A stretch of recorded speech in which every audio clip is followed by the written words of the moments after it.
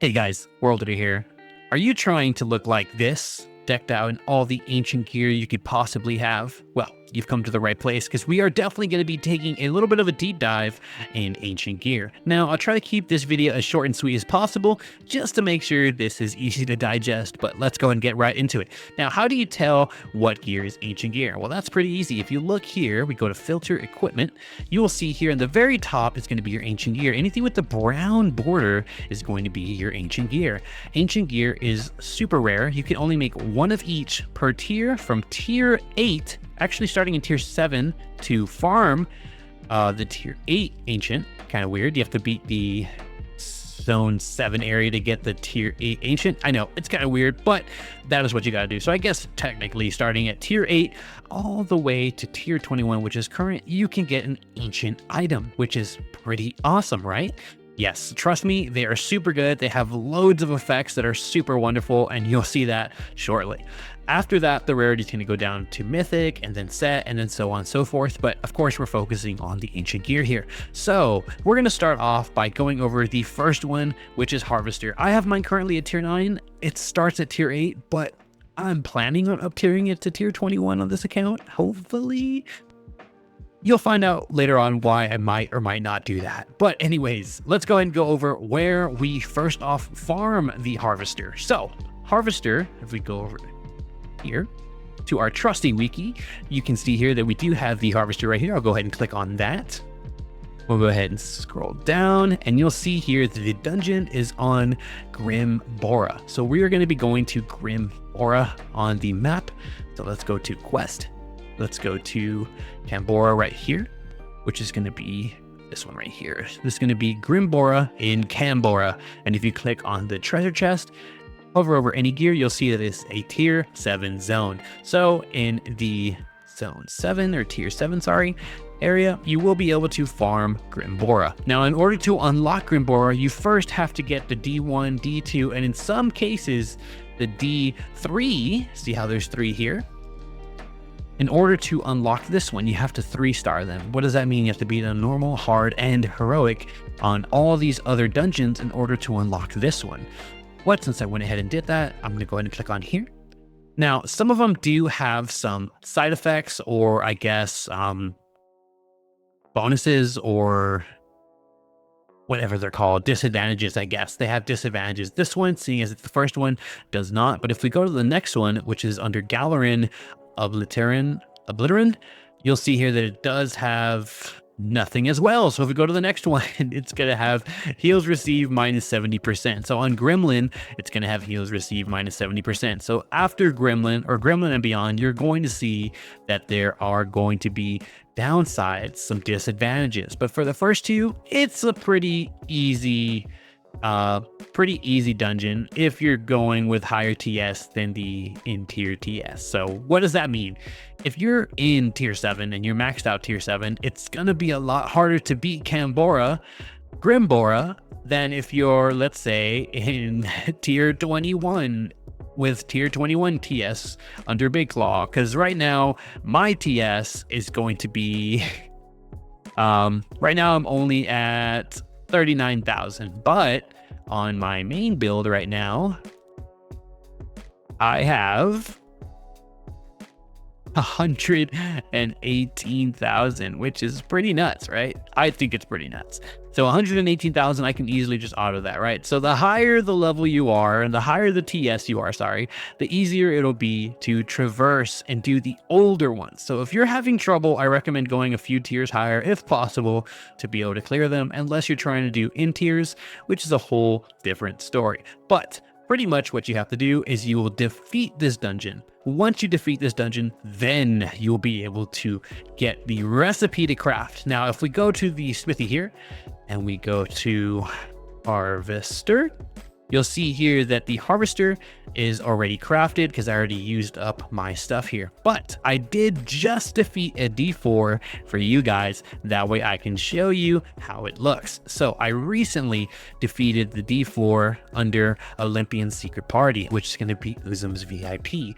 I just beat it right before this video, and I'll show you right here that you will click on this little number down here. Maybe different for you, maybe a 0, a 1, 9, you never know. know. This goes based off how many bounties you have available. Right now, I only have 5 because I did 5 of the other ones currently, but seeing as I already beat Uzum's VIP, if you click there and you go to milestones, you will see right here, completed. At least it's not a labyrinth. Complete Uzum's VIP. You will hit claim and voila, you will see your Minotaur head. And if you click on your Minotaur head, it will tell you exactly what is needed to craft the ancient recipe. Now that it's here, if we go to the smithy, go to craft, we scroll down, you will see here that it is now available as a recipe.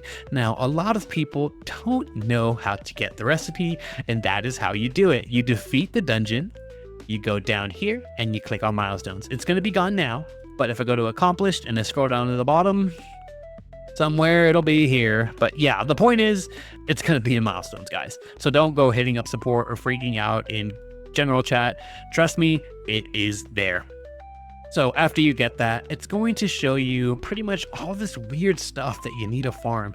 So if you go back to Harvester, you're going to see that it needs Rothgar and Bitridium. What is Rothgar? So if we type in Rothgar, you're not going to see nothing because it is not equipment. So let's go back here and go Rothgar. There you go. You'll see here that it needs all of this stuff. Now, what is that stuff? If we go back to the wiki here, please excuse all these random ads. You will see here that Harvester requires 1 Bitridium and 1 Rothgar right there, as well as 1 million gold, which is the easiest thing to get, of course. Now, right under that, it says Rothgar is created by trading the following components. Now here it's going to show you all those things that we had in the last page. So the Glacius glyph is going to be tier 8 mythic raid, R5. R5 means raid 5. So we need to get 5 mythic raids and scrap them in order to get the Glacius glyphs that we need. And as you see here, it's 5.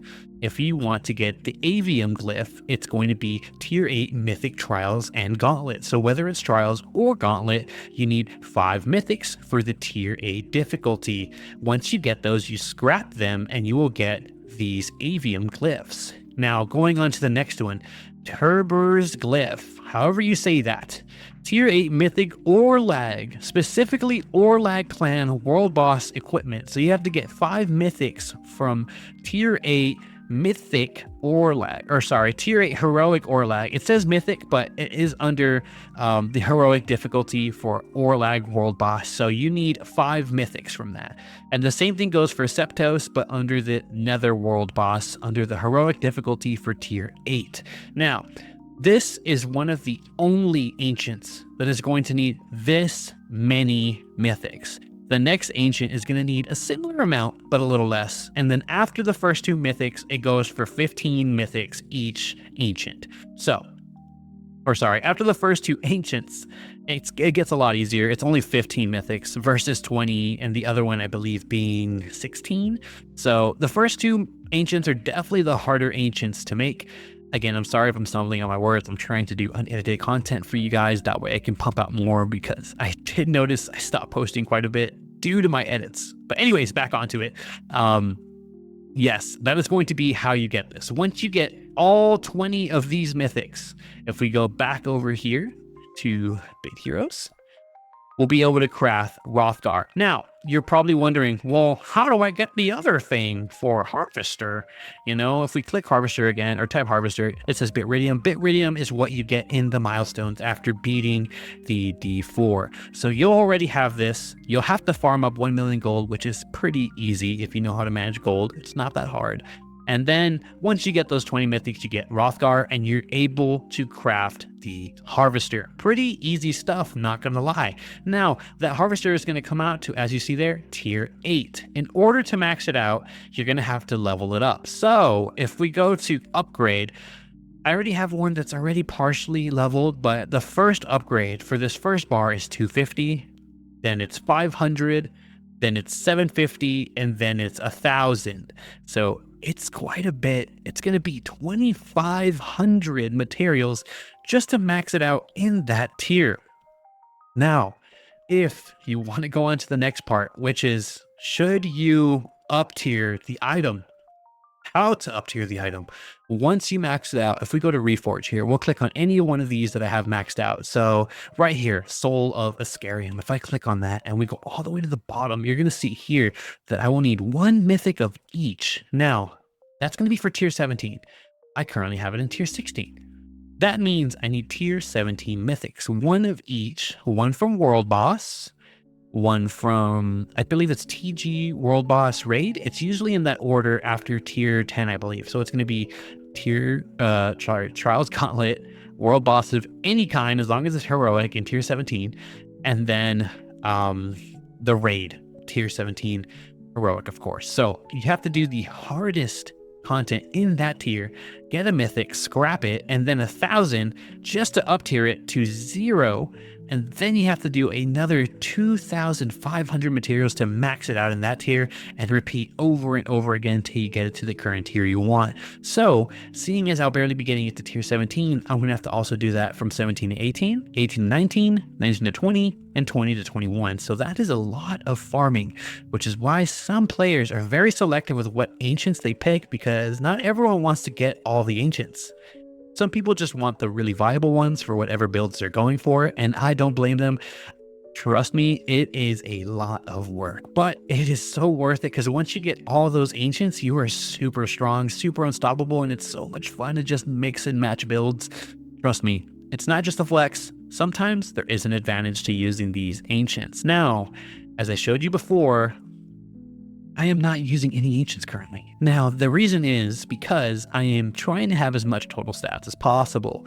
And this build right here is strong enough to even defeat a full ancient tank in PvP. Trust me, there are builds that will counter it. You don't have to have ancients all the time to be the most meta out there. This build right here is extremely strong as it is, just the way it comes. This is extremely solid, and you can literally get this within 5 days of being current tier if you really tried, and probably even within the first day if you really tried. So this is pretty strong. Don't think you need to get ancient gear just to be strong, but I will tell you one thing, it does make it a lot more fun. So if I can show you this right here, right now my set pretty much gives me team health, overhealing's converted to shields, 10% chance to spread heal when an ally gets hit, 75% chance to freeze furthest. When you heal, 75% chance to freeze closest. When you heal, blah, blah, blah, right? It does a pretty good effect, right? And then we have this one that's just, you know, max shield's 25% because it's only a 2-piece. Well, if I wanted to, I could put on Starweave, which will automatically let me use this as the 4 out of 4 for this one. And now it unlocks the 3 out of 4 for this one because it acts as the 3rd for this one. So not only do I get the max shields, it prevents your first death once per adventure, and I also heal and shield for so much when revived. Now, that also goes into effect with this right here. When you heal or shield, you freeze the closest and the furthest. So now you see, just having one ancient opens up so much possibilities, okay? Now, let's say I didn't want to use Starweave, or let's say I did, right? Let's say I did. I mean, I don't need to use it. I can just leave that necklace on, right? I could always do something like Codex and Firium. Now, what does Codex do? Codex, I have it on defensive, but there is an offensive, gives a defensive bonus and skill-based on the maintenance element. That sounds so weird. I think they need to reword this, but yeah, pretty much it gives you like a bonus and I believe another skill as well. I have it on the defensive one, so if we come here, you'll see that it gives me vampirism, but if I click on it and I reforge it right here, I don't mind doing that right now,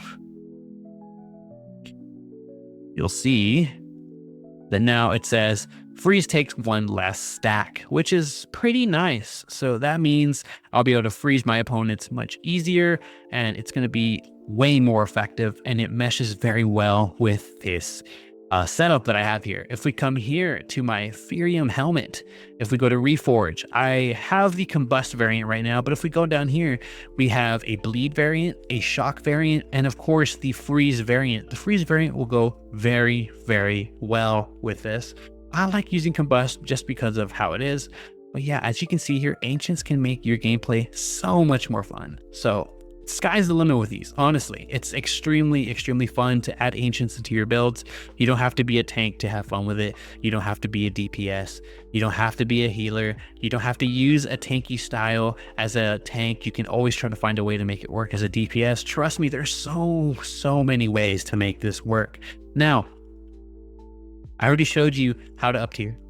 I already showed you what an ancient item is. I already showed you how to unlock it and how to craft it. Now, I just have a few things left to show you. That's going to be my recommendations and how to pretty much select which style you want. So for example, if I come back to my smithy here, let me go ahead and fix my codex before I forget later on.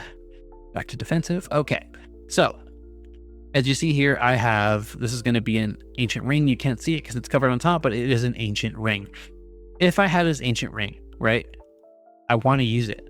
Now, if I want to use Starweave, as you can see here, it's a neck. But Starweave, as well as Poly, Elementarium, and a few others out there, I believe. Maybe that's it. I'm not too sure. I can't remember. But those three for sure are going to be multi-slot ancients. Now, what do I mean by that? If we go back to Starweave, you'll see at the bottom that there is a weird looking Starweave down here. This one is the ring variant. What does that mean? Well, what that means is pretty much you can either have this one as a ring or a neck. Now that is very valuable because some sets are only available to be paired in certain ways. So if we go to this open one here, I'm gonna go ahead and select this here. Let's say we have Starweave as the neck, right? Let's come here. Let's go ahead and put on current tier set like this. Just put it on real quick. Now, this allows me to replace any one of these with Starweave because I have it as the neck, you see? So I can replace this with that if I wanted to. And I still have the 4 out of 4. You see how it's glowing? Now, if I remove this, you'll see that there's only 3 out of 4 glowing, even though there's 2, because this one, of course, acts as the extra piece. So that is the perk of having it that way. Now, for an instance where I have another setup where it is, let's take this off here, this build exactly right here, where this set is going to be main hand, offhand, helmet, and it's going to come with a neck, which is going to be a piece I don't have because I have Starweave. It's supposed to be a neck, but the point is I have it like this. But what does that mean? That means I only can use 2 random items here, seeing as it's already replacing this. If I wanted to, you know, use the neck and replace something like the main hand, the offhand, or the helmet, I would have to reforge this, put it here in the ring slot, and then have the next set piece right there. That way I can replace any of these other 3 and still take advantage of that 4 out of 4 bonus. So that's the really amazing thing about having multi-slot ancients. It's really nice to be able to select whatever you want, whenever you want it, however you want it. Those very versatile ancients are very valuable. The most valuable, in my opinion, being Starweave. This one opens so many doors, and we're going to go ahead and get into the recommendations. Now, I'm not going to do a full tier list. That's going to be a video on its own. But for right now, I'm going to let you know Starweave is definitely my favorite ancient. Now, is it the strongest ancient in the game? Some people say yes. A lot of people say no. I'm going to tell you right now, it is definitely one of the most fun, especially with how early you can get this in game. If you get this as early as tier 9, tier 10, and just take it up with you all the way, not only will it help you, you know, enjoy tiers a little longer so you could farm it as you go up, but it's very fantastic and lets you do plenty of combinations with mythics, sets, ancients, other kind of different builds. Of course, this only replaces sets, but still, it allows you to fit a mythic you couldn't have before or fit another ancient. So it's very powerful and extremely versatile. This is definitely one of the top ancients I recommend. Now, I'm not going to show you every ancient in the game, but I'm going to show you some that I have here.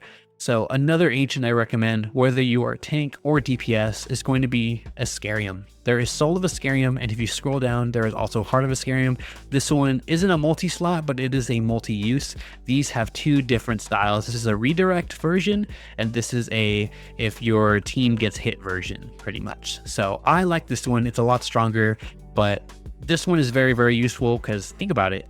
Your team gets hit, anyone on your team, you have a 15% chance to combust something hit him with fire damage. Like, that's insane. Imagine like someone else getting hit and then me using this to just blow someone up on the enemy team. That's dope. Like, that's really awesome. So this is definitely one of the most versatile. It's way more used in the tank style of things, but it is still very viable as a DPS. Very, very viable, because all you got to do is just exist and you do damage pretty much. So it's really nice. It's not really used in D4s, unfortunately, but it is used in pretty hard content other than D4s. We've also not used in D4s too much, but it is used in other hard content other than D4s.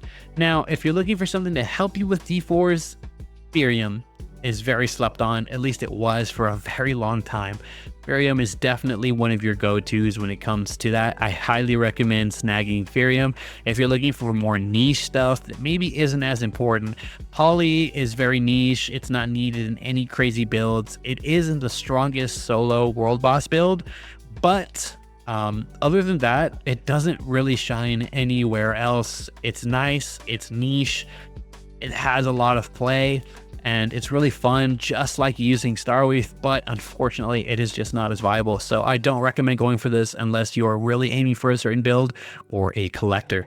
Right here, Elementarium. Again, this is another one of those. It just doubles runes. It's not super crazy. It has gone up in my tier list personally due to some new rune releases in the game, but it is still lacking a little bit. Unfortunately, it is just not super great.